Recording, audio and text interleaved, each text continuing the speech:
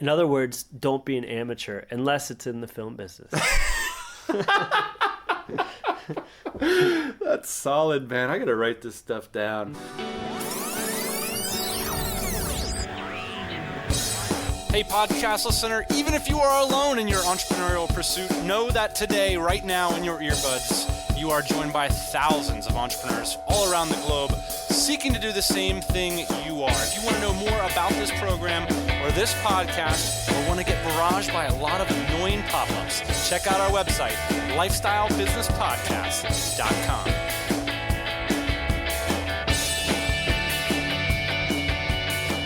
Yeah, buddy, it's Thursday morning. That means it's time for the Lifestyle Business Podcast. Today I'm joined by my comrade, my co-hostess, with the mostest man who makes it rain in Bangkok. Should I compare you with a monsoon? The rainy season, perhaps? That would be nice. It's solid. If you guys stick around to the end of the episode, we will share with you one of Ian's hottest new techniques for online internet espionage. You could get hired by the CIA, bro, if this business thing doesn't work out. First, let's talk some shouts. This podcast got rated 5 stars on iTunes. Let's get the applause-y effect. It's called a must listen, Ian. There's a lot of theoretical advice out there on startups, but Dan and Ian, or the Dian. That's cute. Does he really say that? I just came up with that. No. Nice. Continually provide actionable insight. I look forward to the LBP every Thursday morning. That's right. It's Thursday morning. Thank you. And we got another review that says, thanks, guys. The LBP needs to be a mandatory prereq for every self-employed person in the galaxy. Your content is so devastatingly crucial. Thank you. Wow, that makes us sound important. It makes us sound good. All right. I was wondering if you guys have any specific techniques on dealing with Filipinos and Filipino culture. Somebody called me out on a message board the other day, Rye, saying that someone called him out and said, you know, it's just a problem. You don't understand the cultural issues surrounding working with Filipinos. What say you? Do you dig this? What's the key cultural issues? I'm not sure in this particular instance what the problem was, but we both spent quite a bit of time in the Philippines. I feel like I know and am friends with a couple Philippines. So, yeah, what's the issue here? What are the big unknown quantities in the Philippines? I'd say there's 2 things. Number one, people will ghost out on you like crazy. And this is just like the disappearing act that everybody talks about. Expect it, know that it's going to come. Someone's going to fall off the side of a mountain and disappear from your life. That's a downside. The second thing is that I think, you know, you're going to have an issue with proactivity sometimes. Oftentimes, if you give a task that is too intense, people would fold rather than explain to you what they don't understand. Yeah, I think that's true. And to be fair, most of the people that we've hired in the Philippines are not just like plug-in kind of guys, like call center guys. These are people that a lot of times have to do creative work and things like that. Yeah, the opportunity in the Philippines isn't on the low end, really. That's where everybody talks about it because it's a great sales pitch to say, go to the Philippines for $350 a month. But the real opportunity in the Philippines is to get like highly skilled people like WordPress developers, designers, people like that. I mean, it's a little bit harder to hire the mid to high range people, but those are the people where, you know, you don't have to worry about these kind of low end staffing sorts of issues, right? If you get what you pay for, if you go for low end staff, it's just like working at the local Hardee's, you know? They have the disappearing act at the Hardee's too, you know? People don't show up to work for whatever reason. Right. It's the same deal if you get an entry level VA in the Philippines. It's gonna be a little tough. But if you pony up some cash and get someone with some real skills, like my man Ian over here. That's right. Yeah, they'll show up to work, and you can. And in terms of cultural issues with that, I mean, you know, you're just going to have to allow them. You know, Filipinos are very family oriented, and sometimes they're not as proactive as what we're used to in the West. But those issues aside, I mean, not too many cultural considerations in general. No, I wouldn't say so. I would say we're cultural deflationists when it comes to that kind of setup. I mean, at the end of the day, it's not some mysterious thing. If they're flaking out on you and acting whack, can them. That's right. Yeah, move on to the next one. Speaking of the next one, Steph says, I'm a designer and I'm working with a web developer to create websites. The problem is that this developer is asking for a huge fee, and I'm worried that my clients are going to face sticker shock. Should I do a couple loss leaders and work with this developer in order to sort of get the wheels greased here? Or should I? What else would you guys suggest in this kind of situation? All right, Steph, I don't know a lot about your situation, but it sounds like you've got somebody that's not a good partner. because if you can't meet the price that your customer needs with this person involved, then you're not going to do a lot of business. So I guess what I would suggest is probably finding a new partner, somebody that you can agree on a price that will meet your customer's price. Yeah, I mean, I think you need a better premise too. I mean, you got to go to the high end of the market. You ask yourself a couple things. Number one, if you're going to be paying a premium for development costs, your customers better be willing to. So you know your end product's got to be something great, like whether you're building web applications or intense e-commerce stores or whatever. The other suggestion is go the opposite way. You got to drive down your development costs. If you're just doing basic portfolio websites, maybe that means going with WordPress CMS or something like that, so you don't need to pay some expensive developer. I mean, you can get developers that are competent on WordPress all around the world. Look in Eastern Europe and the Philippines and stuff like that. Somebody getting paid, on a per project basis, $250, $500. That's something you can charge for. Yeah, there's no shortage of developers out there. If this one's charging you a lot, maybe they're a really good one, and I guess there tends to be a shortage of really good people, so maybe you should go for the high end of the market. Yeah, and that's just about having the right kinds of premise and making sure that you're providing enough value. I mean, if at the end of the day, Steph, there's no money left for you in it, I think that says a lot about the niche. It says a lot about your brand positioning, and that's what you want to look at. Not hustling up projects that are just going to be loss leaders or break even. That means there's not enough value in the marketplace. You got to find a new position. So let's get moving on to the meat and potatoes. Today we've got a quick one for you. We're going to talk about the 7 habits of highly successful lifestyle business owners. That's right. We're going to do the lifestyle business podcast version of the 7 habits of highly effective people. This is sort of a swan song to the author who recently... Yeah. This is a good book. So we both read the book. So this is a tribute to Stephen Covey and his great work, which I read when I was in high school, actually published in 1989, died recently. So we are going to sort of go back and take a look at these seminal works. I mean, this is one of the most important business books of all time. Not of all time, of the last generation. And let's talk about how those things might have evolved, in particular for LBP listeners, because we got our own little vocabulary around here. Yeah, I like this. All right, number 1. The habit is to be proactive. Here on the Lifestyle Business Podcast, we'd call that Gassin It. That's right. Yes, sir. If you're a Lifestyle Business Podcast listener, you got to give a about what you're doing. And I think it's that tenacity that's fundamental. Giving a crap about what you're doing is going to force you to be proactive. Getting on the horn with an influencer, making a cold call. I mean, look, you're not being proactive if you type in a couple things into Google. No? I don't think so. I don't think so either. You have to give a like you said. Our whole business is built on giving a I was looking at Q2 reports. Our main man, Alistair, sent me over some information about our business the other day.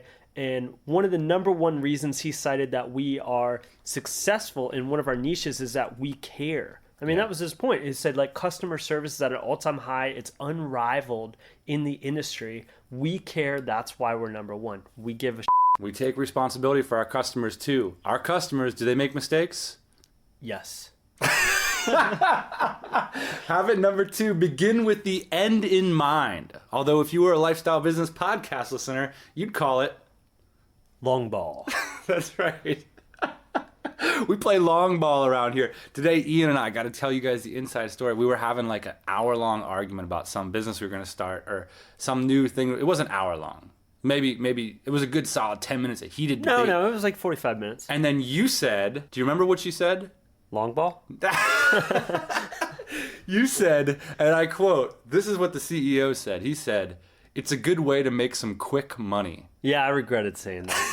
Yeah, because I'm gonna follow you around with that poster, and I literally deleted. I was grabbing for straws. I was just grasping. I was trying to hold on to something. But there's a principle there. The moment Ian's argument in his last dying breath was, "This is a good way for us to make some quick money," I deleted the email with the proposal in it, and we immediately shut it off of our business because we are focused on things that are going to create long-term, lasting value for our lives and for our businesses, and we don't want to compromise those values to make some quick money. This isn't like back in the day when you used to chop cars up and sell them for parts. Not at all. I mean, this is long ball stuff. So we these days it's really hard. So people used to put together 5-year financial business plans and things like that. We put together like 6-month plans, but we do still have 3-5 years on the horizon in mind. One of the other points that I want to pull out here with the long ball is assuming you will succeed. And we've talked about this before. So it's like when you form partnerships, when you start businesses, things like that. One of the things that we didn't do in the beginning, I think, way back in the day, was assume we would succeed. We just kind of assume we would be, business owners, maybe selling a couple pieces of cat furniture, but we didn't really believe that we were going to succeed in the long term. And I think this goes, like I said, with partnerships. You have to assume that you will succeed, and if your partnership isn't built like you guys are going to succeed, then it might not work. All right. Well, so what if you assume you're going to succeed and then it puts you into a dream world where you don't have good touch with reality? Yeah, I think there's a difference. So it's not the narcissistic assume you'll succeed. It is have the confidence to believe that you can succeed. Be able to think that you could be in that arena. Correct. You brought up a really interesting point, which I never thought about, which is if the 5-year financial plans aren't working anymore in the business models, the 10-page business models, what does work? And I think what we're finding, it is these mission statements. It is the vision. It's the core values. That's the value of having a lifestyle business, is that you can always default to like, why am I here? Like, why am I in the game? Why am I showing up every day? Does this particular decision fit that? That's long ball. Number 3, put first things first. What's that mean in lifestyle business terms? I think it means we don't have like a short term for this, but only you know what's best. Everyone else can just define what's good. Yeah, I like this point. This is the point I've been racking on a lot lately, which is that there's something about being an entrepreneur that if it's a known quantity, you're not being an entrepreneur anymore. You're being an employee or a freelancer. You're doing the same kind of stuff. It's a known quantity. At the end of the day, as an entrepreneur, you have to trust. Like, you have to trust your own instincts. You have to trust the information that you've seen, and you have to make a bold decision to move forward, to do something that's not proven. If you're waiting for a chorus of people to be like, yes, oh my gosh, it's so obvious. Oh, it's so obvious. You should drop out of school and start this business. It's not going to happen. That chorus is never going to come your way. You're never going to do what you want to do. Or that ship's already sailed. That ship has already sailed. So we were talking about this today, earlier today, about productivity. And I cited the number one thing that you can do to improve your productivity is to hire people. And part of the reason for that is because as the entrepreneur, you are the only guy that can push your business forward. So only you know what's best for your business. And then you should go and execute on that. Everybody else knows what's good. That's the known quantity. Those are your employees. They can execute on the good. There you go. All right. Number 4, think win-win, or in the case of the Lifestyle Business Podcast, have a great premise. That's right. One of the things that we've been noticing about our business is that we are the same dudes in every niche that we get into, but sometimes we are the champions. Sometimes we are awful. Yeah, that's right. But we're the constants in this issue. And what we're finding is that sometimes you just don't need to bang your head against a crappy niche. Yeah, it's an interesting concept that I think we're developing here, which is, like you said, we're the same dudes. So why is it that we can execute on some problems and be really successful and others and not be so successful? Another way to look at this is like, what a lot of people are trying to reinvent the wheel, like retrain their markets, or they're passionate about an idea and they're like, oh yeah, well, like we should do this differently and all that. And like nobody cares. It's like sell what they're buying. And that's have this great premise is, you might have a great idea, but you got to figure out a way to meet the market where they're at. You need to articulate it in such a way that meets them, that articulates itself as something they want to buy, and then you seduce them into your new plans for the future of the marketplace. I love that idea of sell what they're buying. I see so many times, recently, in forever, I guess, I see so much that people try to create this new product like we actually did with cat furniture back in the day. Yeah. We tried to engineer a situation for people, and like people were already buying a certain kind of cat furniture. We just should have taken it and ripped, pivoted, and jammed. We should have ripped, pivoted, and jammed. That's episode number 90. It's my number 1 personal footnote. Everybody loves it. I love it. We rip, pivot, and jam everything, man. Number 5, seek first to understand, then to be understood. In other words, don't be an amateur unless it's in the film business. That's solid, man. I got to write this stuff down. So I'm a big fan of Pressfield's work, Stephen Pressfield. And I just read his newest book. It's not that new, but it was his newest one in the series. It's called Turning Pro. And this is all about, this idea we talk about, getting over yourself, getting over your ego, getting over petty drama and like stupid distractions and what you want. And at the end of the day, it's about being a servant to your craft. And that's being a pro. Yeah, that's totally being a pro. One thing I want to keep bringing up here is the drama denominator. And the drama denominator is a guy or a girl that creates drama in their life, and it stops them from succeeding at whatever they're trying to achieve. Yeah, and like it's funny how much we can project what's internal on the external. I had a really honest conversation with an entrepreneur the other day. And he was kind of talking about, oh yeah, then I like grow the business and then I lose everything, but then I like come back and like regain control and I lose everything.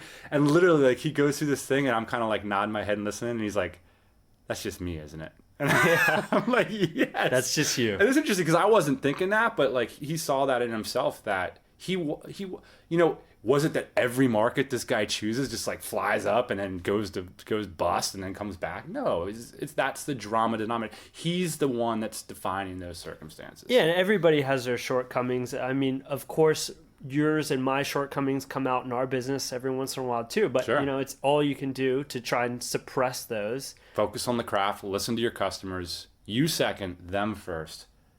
Number 6, synergize.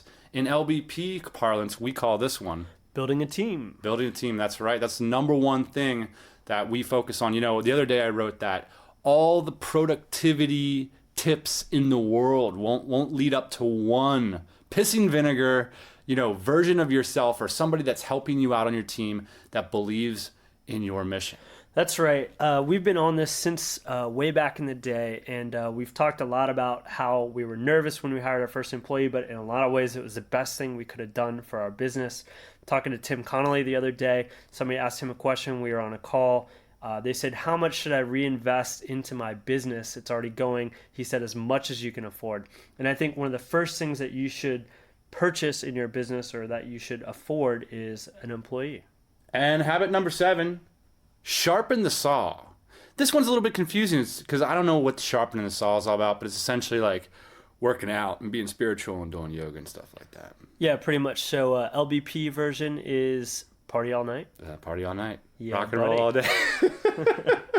All right, let's get moving on to just the tips. That's right. Actually, we have to get moving because we have a little LBP meetup here in a few minutes. Yeah. We got to get out the door. We're actually going to be late. First, tell me how you are an online espionage expert.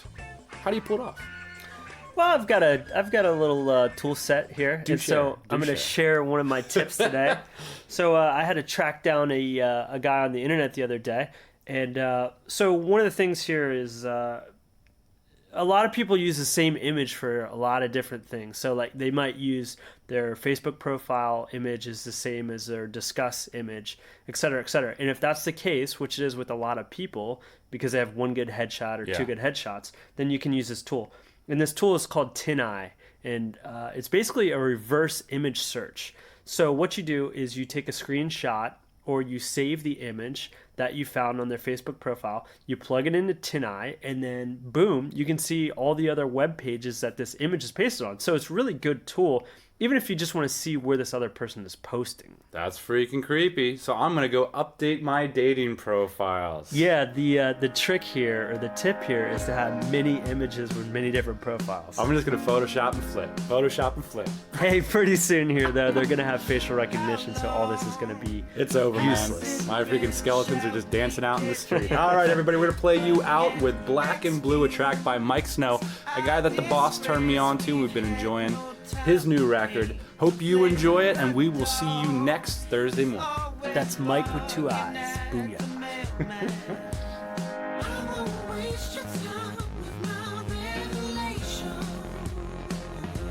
Hey everybody, thanks for listening. Don't be shy. We've got a mailing list, lifestylebusinesspodcast.com. Go there, get yourself signed up, and we'll keep you up to date on everything we do.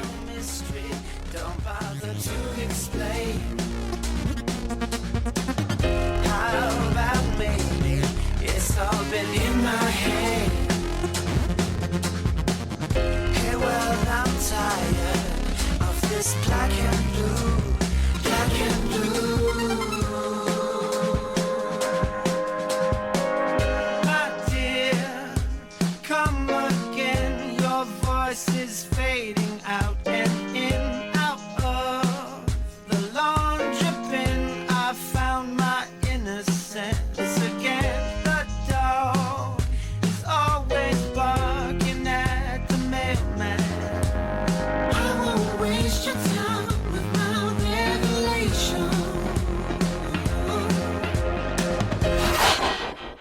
This one's a little bit confusing because I don't know what Sharpening the Saw is all about, but it's essentially like working out and being spiritual and doing yoga and stuff like that. Yeah, pretty much. So LBP version is party all night.